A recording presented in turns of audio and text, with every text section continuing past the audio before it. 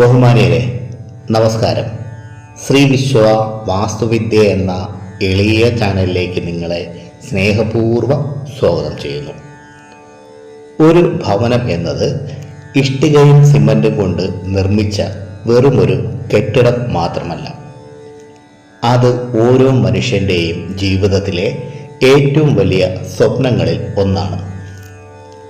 സുരക്ഷിതത്വം, സമാധാനം, കുടുംബസ്നേഹം, തലമുറകളുടെ ഓർമ്മകൾ എന്നിവയെല്ലാം ഒരു ഭവനത്തിനുള്ളിൽ ചേർന്നിരിക്കുന്നു.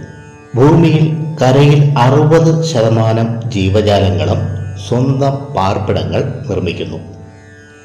ഇതിൽ മനുഷ്യന്റെ ഭവനവും മറ്റ് ജീവജാലങ്ങളുടെയും പാർപ്പിടങ്ങളും തമ്മിലുള്ള വ്യത്യാസങ്ങൾ.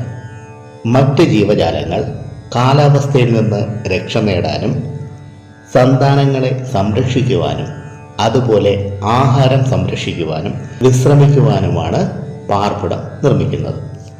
മനുഷ്യൻ ഈ പറഞ്ഞതിനോടൊപ്പം പാചകം ചെയ്യാനും പ്രാർത്ഥിക്കുവാനും അതിനോടൊപ്പം ആഡംബരത്തിനും അഭിമാനത്തിനും സ്ഥാനം നൽകുന്നു. ജീവജാലങ്ങളുടെ പാർപ്പിടങ്ങൾ ഓരോരുത്തരുടെയും ഒരുപോലെ ആയിരിക്കും. ഗുഹകളിലും പൊത്തുകളിലും താമസിക്കുന്നവരുടെ കാര്യമല്ല. അതുമാത്രമല്ല, അവ അത് നിർമ്മിക്കുന്നതും ആകണമെന്നില്ല. കാക്കയുടെ കൂട് നോക്കൂ, ഏത് രാജ്യത്തും എവിടെയും ഒരുപോലെ ആയിരിക്കും. എന്നാൽ മനുഷ്യൻ അവൻ സ്വയം നിർമ്മിക്കുന്ന വീടുകൾ വ്യത്യസ്തങ്ങളാണ്. ഓരോരുത്തരും അവരവരുടെ ഭാവനയിൽ ഒരു വീട് നിർമ്മിക്കുന്നു. അതിനുശേഷം പണ്ട് കാലത്ത് ഇലയിലും മരത്തൂലിലും തുണിയിലുമൊക്കെ ആയിരുന്നുവെങ്കിൽ ഇന്ന് പേപ്പറിലും കമ്പ്യൂട്ടറിലും വരയ്ക്കുന്നു. ഭാവനയിൽ പിറന്നതുകൊണ്ടാണ് ഭവനം എന്ന പേര് വന്നത്. ഭവനം എന്നാൽ ഭാവനയിൽ ജനിച്ച പുത്രി എന്നാണ് അർത്ഥം. ഒരു വീടിനെ നിർമ്മിക്കാൻ പലരും വർഷങ്ങളോളം കഷ്ടപ്പെടുന്നു. പണം സമ്പാദിക്കുന്നു, വായ്പ എടുക്കുന്നു, ജീവിതത്തിലെ വലിയൊരു സമ്പാദ്യം തന്നെ അതിനായി ചിലവിടുന്നു, അല്ലേ? അതുകൊണ്ട് വീട് നിർമ്മിക്കുന്നതിന് മുമ്പുള്ള ഓരോ തീരുമാനങ്ങളും വളരെ ശ്രദ്ധയോടെ എടുക്കേണ്ടതാണ്. പ്രത്യേകിച്ച് പുരയിടം തിരഞ്ഞെടുക്കൽ, ഭൂമിയുടെ നിരപ്പ്, ദിശ, ആകൃതി, പ്രകൃതി സാഹചര്യങ്ങൾ, വെള്ളത്തിൻ്റെ ഒഴുക്ക് തുടങ്ങിയ കാര്യങ്ങൾ ഭാവിയിലെ ജീവിതത്തിൽ സ്വാധീനിക്കുമെന്നാണ് പരമ്പരാഗത വാസ്തുശാസ്ത്രം പറയുന്നത്. എന്നാൽ ഒരു കാര്യം പ്രത്യേകം ഓർക്കണം. വാസ്തു എന്നത് ഒരു പരമ്പരാഗത വിജ്ഞാന ശാഖയാണ്. അതോടൊപ്പം എഞ്ചിനീയറിംഗ് സുരക്ഷ, മണ്ണിൻ്റെ ഉറപ്പ്, മഴവെള്ള നിർവഹണം, നിയമപരമായ രേഖകൾ, നല്ല നിർമ്മാണ രീതി എന്നിവയ്ക്കും ഒരുപോലെ പ്രാധാന്യമുണ്ട്. പുരയിടം വാങ്ങുമ്പോൾ ശ്രദ്ധിക്കേണ്ട വാസ്തുപരമായ ചില കാര്യങ്ങൾ, അതുപോലെ കാണുന്ന ശുഭാശുഭ നിമിത്തങ്ങൾ എന്നിവയെ പറ്റിയാണ് ഈ അധ്യായത്തിൽ പറയുന്നത്. പുരയിടം വാങ്ങുമ്പോൾ ശ്രദ്ധിക്കേണ്ട ഒന്നാണ് വീതികൾ. വാസ്തുശാസ്ത്ര ഗ്രന്ഥങ്ങളിൽ ദിശകളിലേക്കുള്ള ചരിവിനെ അടിസ്ഥാനമാക്കി 8 വീതികൾ ഉണ്ടെന്ന് പറയുന്നു. അവ ഇവയാണ്. ഒന്നാമത്തേത് ഗോവീതി. പടിഞ്ഞാറ് ദിശ ഉയർന്നും കിഴക്ക് ദിശ താഴ്ന്നും ഇരിക്കുന്ന ഭൂമിയെ ഗോവീതി എന്ന് പറയുന്നു. ഇവിടെ ഗൃഹം നിർമ്മിച്ച് താമസിച്ചാൽ 500 വർഷക്കാലം അഭിവൃദ്ധി ഉണ്ടാകുമെന്ന് ഫലം പറയുന്നു. രണ്ടാമത്തേത് അഗ്നിവീതി. തെക്ക് കിഴക്ക് ദിശ താഴ്ന്നും വായുകോണായ വടക്ക് പടിഞ്ഞാറ് ദിശ ഉയർന്നതുമായ ഭൂമിയെയാണ് അഗ്നിവീതി എന്ന് പറയുന്നത്. ഇത്തരം ഭൂമിയിൽ ഗ്രഹം പണിത് താമസിച്ചാൽ 12 വർഷക്കാലം വരെ ഐശ്വര്യം നിലനിൽക്കുമെന്നും ശേഷം ദാരിദ്ര്യവും അഗ്നിബാധയുമായിരിക്കും ഫലമെന്ന് പറയുന്നു. അടുത്തത് ജലവീതി. കിഴക്ക് ദിശ ഉയർന്നും പടിഞ്ഞാറ് ദിശ താഴ്ന്നതുമായ ഭൂമിയെയാണ് ജലവീതി എന്ന് പറയുന്നത്. ഇവിടെ വീട് വെച്ച് താമസിച്ചാൽ ഏകദേശം 10 വർഷത്തോളം വരെ അഭിവൃദ്ധി ഉണ്ടാകുമെന്നും ശേഷം ദാരിദ്ര്യം, പുത്രനാശം, ആപത്ത് എന്നിവ ഫലമെന്നും പറയുന്നു. അടുത്തത് ഭൂതവീതി. തെക്ക് പടിഞ്ഞാറ് ദിശ താഴ്ന്നും വടക്ക് കിഴക്ക് ദിശ ഉയർന്നതുമായ ഭൂമിയെയാണ് ഭൂതവീതി എന്ന് പറയുന്നത്. ഈ ഭൂമിയിൽ വീട് പണിത് താമസിച്ചാൽ 6 വർഷം വരെ മാത്രം സുഖത്തോടും സമാധാനത്തോടും ലഭിക്കുകയുള്ളൂ എന്നും അതിനുശേഷം കഷ്ടതയായിരിക്കും ഫലമെന്നും പറയുന്നു. അടുത്തത് കാലവീതി. വടക്ക് ദിശ ഉയർന്നതും തെക്ക് ദിശ താഴ്ന്നും ഇരിക്കുന്ന ഭൂമിയെ കാലവീതി എന്ന് പറയുന്നു.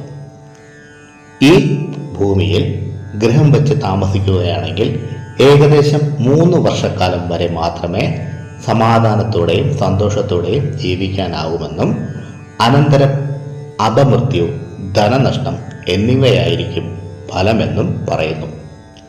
അടുത്തത് സർപ്പവീതി. വടക്ക് പടിഞ്ഞാറ് ദിശ താഴ്ന്നും തെക്ക് കിഴക്ക് ദിശ ഉയർന്നും ഇരിക്കുന്ന ഭൂമിയെയാണ് സർപ്പവീതി എന്ന് പറയുന്നത്. ഈ സ്ഥാനത്ത് ഗ്രഹം നിർമ്മിച്ച് താമസിച്ചാൽ സന്താനനാശമായിരിക്കും ഫലമെന്ന് പറയുന്നു. അടുത്തത് ഗജവീതി. തെക്ക് ദിശ ഉയർന്നും വടക്ക് ദിശ താഴ്ന്നും ഇരിക്കുന്ന ഭൂമിയെയാണ് ഗജവീതി എന്ന് പറയുന്നത്. ഈ ഭൂമിയിൽ വസിക്കുന്നവർക്ക് 100 വർഷത്തേക്ക് അഭിവൃദ്ധി ഉണ്ടാകുമെന്ന് പറയുന്നു. അടുത്തത് ധാന്യവീതി. തെക്ക് പടിഞ്ഞാറ് ദിശ ഉയർന്നും വടക്ക് കിഴക്ക് ദിശ താഴ്ന്നും ഇരിക്കുന്ന ഭൂമിയെയാണ് ധാന്യവീതി എന്ന് പറയുന്നത്. ഈ ഭൂമിയിൽ വീട് നിർമ്മിച്ച് വസിക്കുന്നവർക്ക് 1000 വർഷത്തോളം അഭിവൃദ്ധിയും ഐശ്വര്യവും നിറഞ്ഞു നിൽക്കുമെന്ന് പറയുന്നു. വാസയോഗ്യമായ ഭൂമിയെ തിരഞ്ഞെടുക്കാൻ വേറെയും നിയമങ്ങളുണ്ട്. അതെല്ലാം അടുത്ത ഭാഗത്തിൽ പറയാം. ഇനി പുരേടം വാങ്ങുമ്പോൾ ഭൂമിയിൽ ആദ്യം പ്രവേശിക്കുമ്പോഴും അതിനായി ഇറങ്ങുമ്പോഴും ഉണ്ടാകുന്ന ശുഭാശുഭ നിമിത്തങ്ങൾ എന്തൊക്കെയെന്ന് പറയാം. ഇത് പണ്ട് കാലത്ത് ശ്രദ്ധിക്കുമായിരുന്നു. ഇപ്പോഴും പലരും ഇത് ശ്രദ്ധിക്കുന്നുണ്ട്. അതെല്ലാം എന്താണെന്ന് നോക്കാം. ആദ്യം ശുഭനിമിത്തങ്ങൾ എന്തൊക്കെയെന്ന് പറയാം. പൂമാല, പൂമ്പട്ട്, കുട, വാഹനം, വെളുത്ത കാള, പൊന്നും വെള്ളിയും നിറച്ച പാത്രം, മത്സ്യം, ആഹാര വസ്തുക്കൾ ഇവ കാണുന്നതും വേദസൂക്തങ്ങൾ, പേരി, ശംഖുലി, വീണ, ഓടക്കുഴൽ, മൃദംഗം എന്നിവയുടെ ശബ്ദം കേൾക്കുന്നതും വെള്ളരിപ്പറവ, ചെമ്പോത്ത്, മാടത്ത, മയിൽ, കുയിൽ, ആന, മാൻ, ആട്, കുതിര, പോത്ത്, പശു തുടങ്ങിയ ജീവികൾ, വിവാഹം, പാല്, പഴം, തേൻ, ഗുരുക്കന്മാർ, അമ്മമാർ എന്നിവരെ കാണുന്നതും സുഖശീതളമായ മന്ദമാരുതൻ ഏൽക്കുന്നതും എരിയുന്ന തീയെ കാണുന്നതും മഴ നനയുന്നതും ചന്ദനം, അകിൽ, കുങ്കുമം എന്നിവയെല്ലാം ശുഭനിമിത്തങ്ങളാണ്. ഈ നിമിത്തങ്ങൾ ലഭിക്കുന്നുവെങ്കിൽ വാങ്ങാൻ പോകുന്ന ഭൂമി വസിക്കുന്നവർക്ക് ആയുരാരോഗ്യ സുഖം നൽകിയിടുമെന്ന് വിശ്വസിക്കുന്നു. അടുത്തത് അശുഭ നിമിത്തങ്ങൾ ഏതൊക്കെയെന്ന് പറയാം.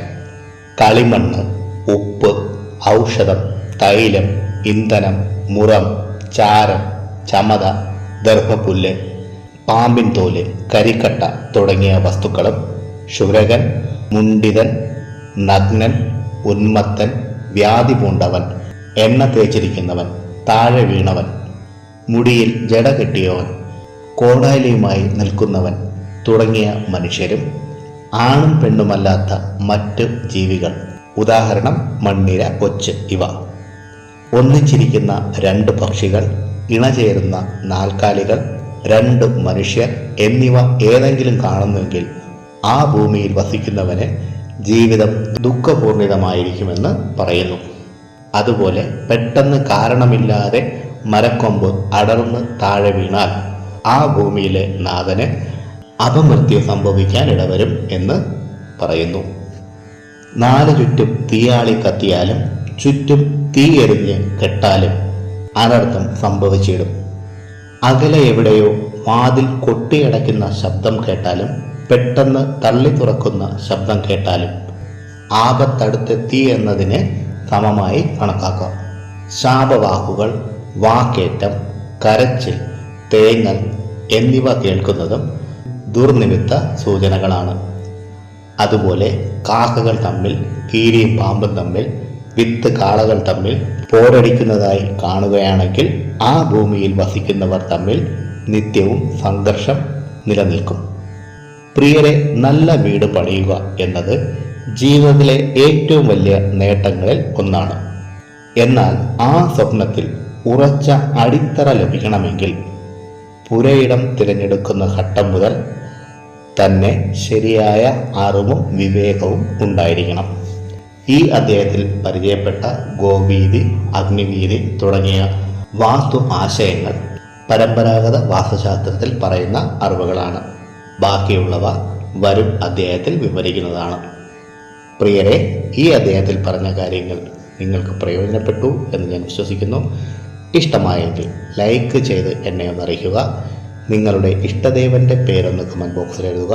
മറ്റുള്ളവർക്ക് പ്രയോജനപ്പെടുന്ന രീതിയിൽ എന്തെങ്കിലും ഉണ്ടെങ്കിൽ ഷെയർ ചെയ്യാനും ഈ ചാനലിലെ പഴയ വീഡിയോകളും കാണുക.